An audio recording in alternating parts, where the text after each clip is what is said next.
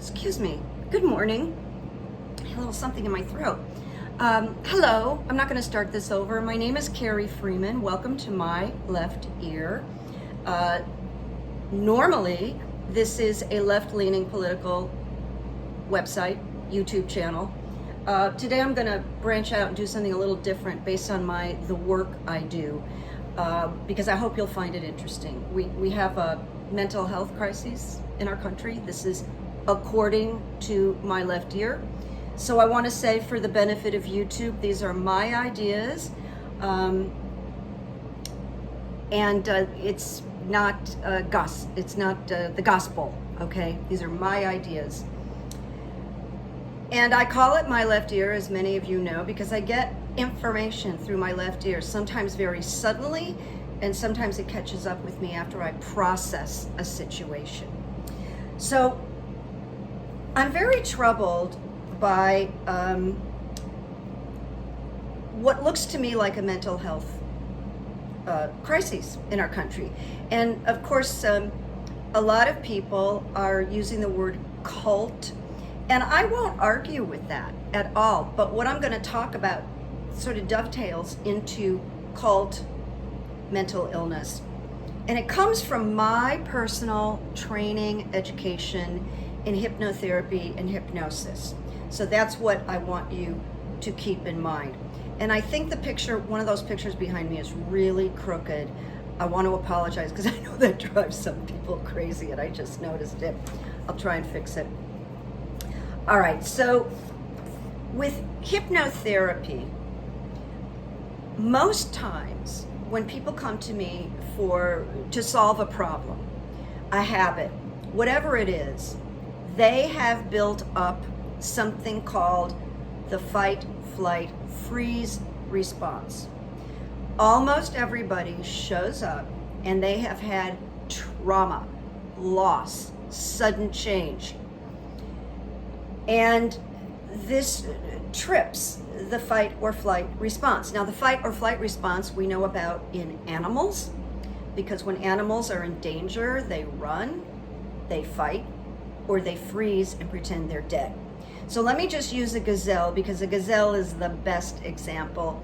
A lion is chasing a gazelle across the Serengeti because the gazelle looks like lunch. The gazelle knows, the gazelle just plops down and plays dead. The lion arrives, and the lion doesn't want the gazelle because it wants the fight, it wants the kill. That's nature. So the lion goes away. It's no fun. Gazelle gets up and goes about their day. They do not remember that near-death experience. They just get on with their day. Now, people also go into fight, flight, freeze, but they remember, and then that's called trauma. And over many years, a lot of trauma can build up. This is called theory of mind. What I'm sharing with you is called theory of mind, and I'm going to share with you how I think current events are creating this mental illness, cult kind of a thing. So we all operate on something called the pain-pleasure principle, which sounds very logical. We move away from pain, right? And we go towards pleasure. Logical, right? Except our subconscious, now this is the tricky part, it views anything that's familiar as pleasurable. And there we have the difficulty in breaking habits, thought patterns, neural pathways. So when I used to work with addicts, a lot, now just a few, let's say a young man would come in and he was detoxing from heroin first or second day. So he's sitting there and he's detoxing. And there's a big part of him that knows he's got to stop the heroin. However, it's familiar. So his body wants it, and the 12% of his critical thinking mind is going, dude, we can't do this. You're not supposed to do this. But the larger part says, where's my needle? Where's my thing? And that's what we're up against.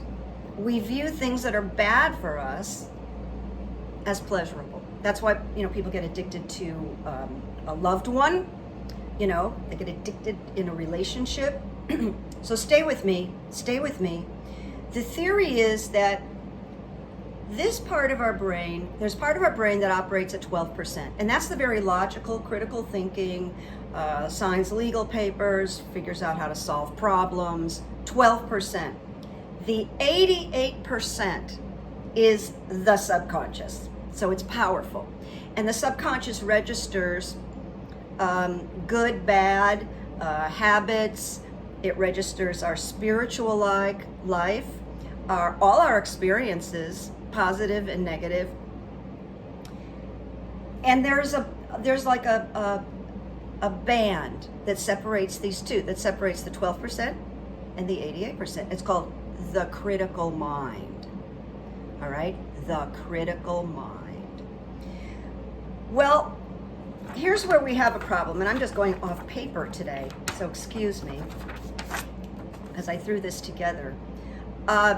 When I put someone into a state of hypnosis, they don't lose consciousness. Some people get very, they kind of can come in and out. You can fade in and out.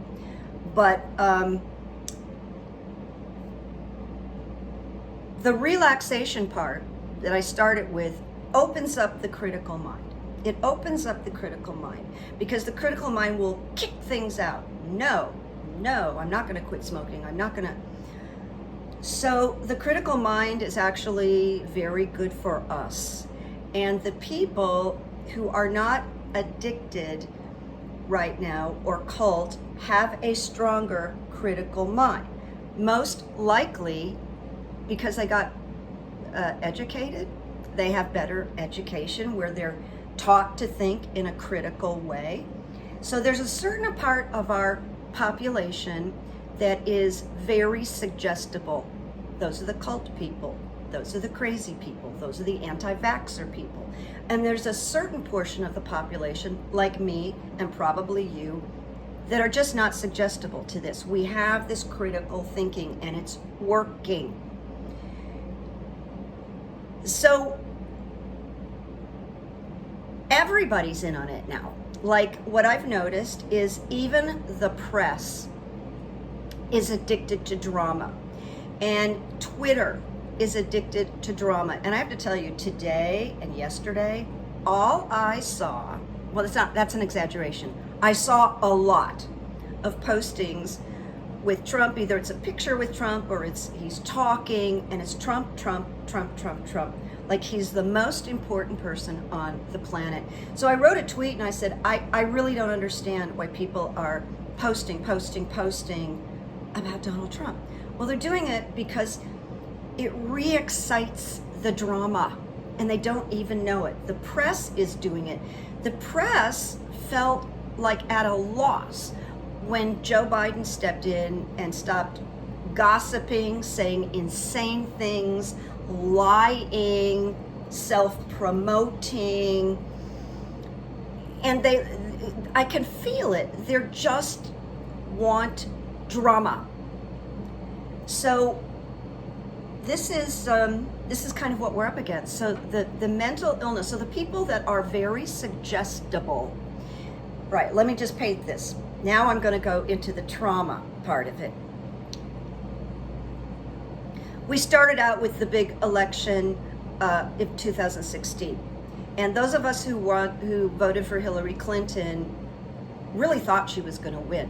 And the night of that election, people just thought she was going to win. I was at a party, and when we saw that Trump was gaining, a pall fell over the party, and people went into shock. One man started crying.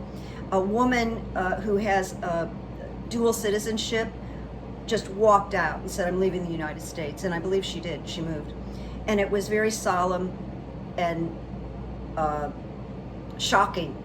And so people went into the fight flight response. The people that wanted Hillary Clinton and were gobsmacked by her loss went into the fight or flight response. Okay, that's the beginning. Now he's president and he's causing mayhem and fear and worry, and he's packing the courts, and he's doing illegal things, and he's being accused by 22 women of sexual assault and rape. So we all, every day, were in trauma. We never came out of it. All right? 2. Here's number 3, COVID. Now COVID hits, and many stop working, businesses close, restaurants close, people are quarantined, and we don't know about a vaccine yet. All right, that's number 3, shocker. Then we get hopeful with the vaccine, and then Delta hits. Well, I believe when people were quarantined, it jump-started the mental illness, and because they were home, they were with computers, and they were very, hear me clearly, suggestible to the big lie, suggestible to Fox News. So you've got a combination of a lack of critical thinking, a lack of education, timing, where we got hit, and we got hit, and we got hit, and we got hit, and we're hit right now, Afghanistan, which is a horror. And now we're watching, like it's kind of a meat frenzy, like they're on fresh meat, the media, because all they want to do is go after Joe Biden when he's just cleaning up a bunch of things. Later on, we'll find out more about the planning thereof or lack of. Not going to go into it today, but this man, Joe Biden, is shouldering all of this fight or flight, cult, mental illness. So the mental illness that, and I believe it's mental illness. One thing that I'm going to get into and study, because I want to know how deprogrammers work. I even think Washington should bring in some people that have lots of experience deprogramming cult people, because I think Washington would learn something. The less stimulation the anti-vaxxers and the pro-Trump and the I hate libs, the less stimulation, the more this comes down. But that's a way down the road. Really wanted you to kind of hear this, and I hope it made some sense. I mean, I hope it made some sense. It really does relate to the fight or flight, to suggestibility, to the lack of critical thinking, and to being hit one trauma after another. One trauma with no beat, no deep breath. One of the best things that any of us can do is a mindful meditation practice. It sounds boring, but it's actually a non-medical activity that could really save your mind. Because when you're doing a mindful meditation, which is you're just concentrating on your breathing, you're not bringing in extra thoughts, both hemispheres of the brain get balanced. So the scared, anxious fight or flight starts to calm down when the spiritual, creative gets a break, and then they're balanced. And when you come out of the meditation, you're more balanced, ready to cope.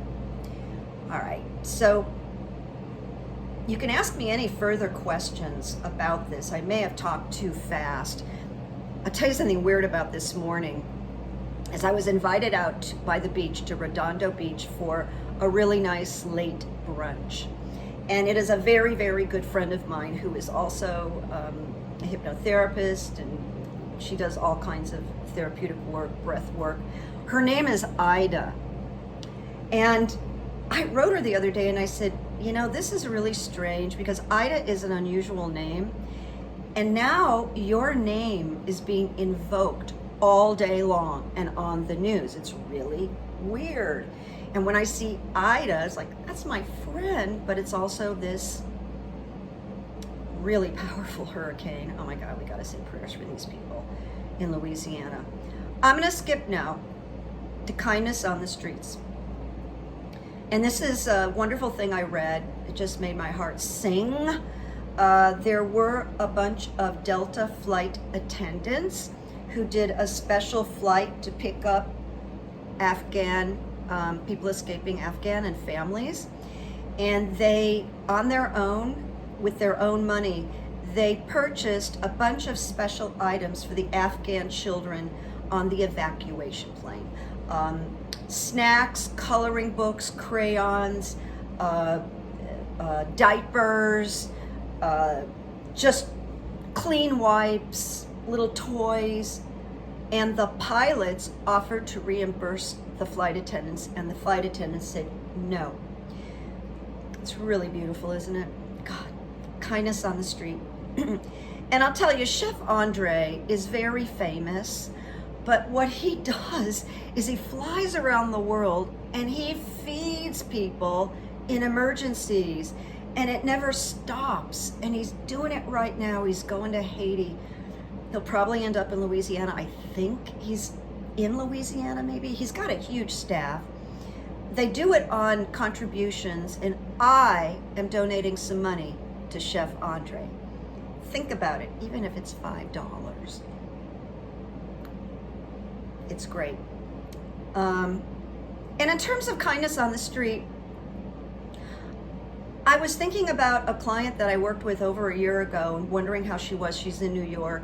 And so I reached out to her, and I don't think she expected it. And she wrote me back, and she was just so excited that I checked in with her. And I wanted to know that she was not forgotten and that our sessions mattered to me, and the follow-up can be a really good thing for people. Now I'm going to go on with the quotes, but I am going to offer you something after the quotes if you want it. Chinese proverb. Do not, okay, my font is too big. I got to fix this. Hold on, my friends. Hold on. Big font. Can't read the whole thing. Here we go. I'm going to sing a song. There we go. Do not forget small kindnesses, and do not remember small faults. Chinese proverb. Do not forget small kindnesses, and do not remember small faults. It's good for me. Albert Einstein again. You know, I like Albert Einstein, the scientist, the mathematician. He said, the measure of intelligence is the ability to change. So I want to use the word flexibility is a sign of intelligence. That's not working, you go in this direction. The other side of that is, no, I'm going to stay right where I am, I'm going to prove I'm right. And there you're looking at a horrible person like Ron DeSantis in Florida, Abbott, these people that are just married to a position, no matter who it hurts, no matter who it kills. Not that intelligent, my friends, not that intelligent. So I've still got this problem, so here we go. We're going to go even smaller with the font.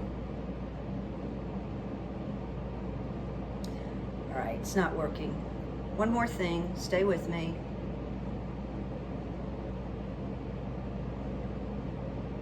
There we go.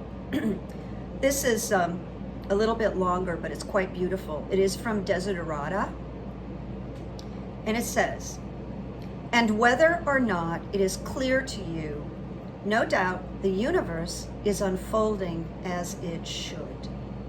With all its sham, drudgery, and broken dreams, it is still a beautiful world. Be cheerful, strive to be happy. I know that's hard to swallow right now, but I thought it was important to read it. We're right where we're supposed to be. There's huge lessons to learn, and we are learning them. So what I wanted to offer is like an 8-minute meditation right now.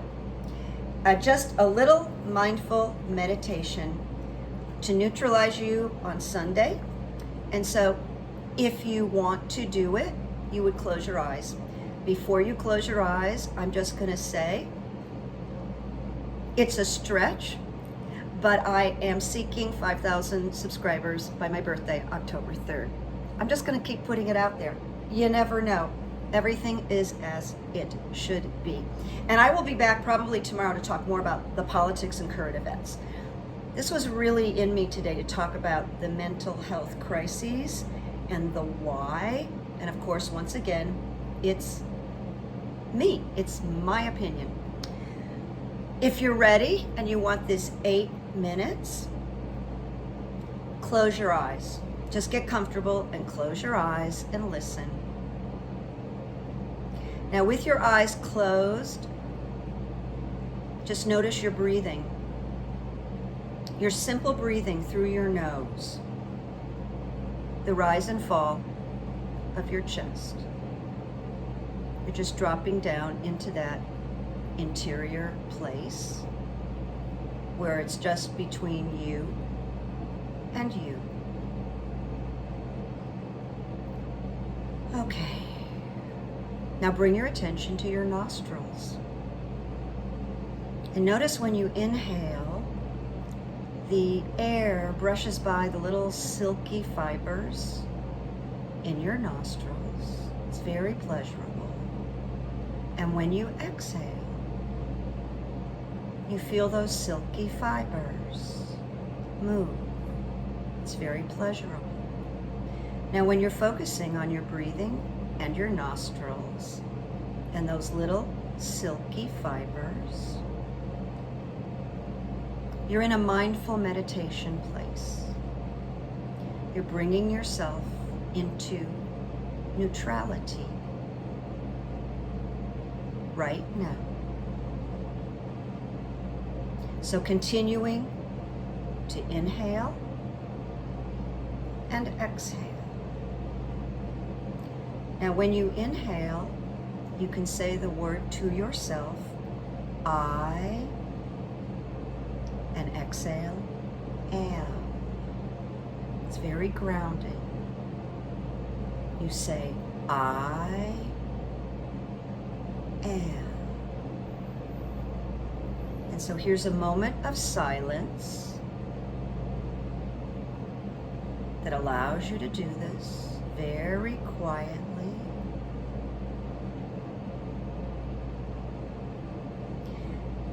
Now, what I will leave you with is that you can continue this for 15 minutes. And all your nervous system will calm down. You'll drop back into your body, into the present moment. Both hemispheres of your brain are evenly balanced. And from this place, it all works out and it all gets done. So knowing you're rocking in the arms of a safe universe right here, right now. When you come out of this with a nice deep breath and eyes open,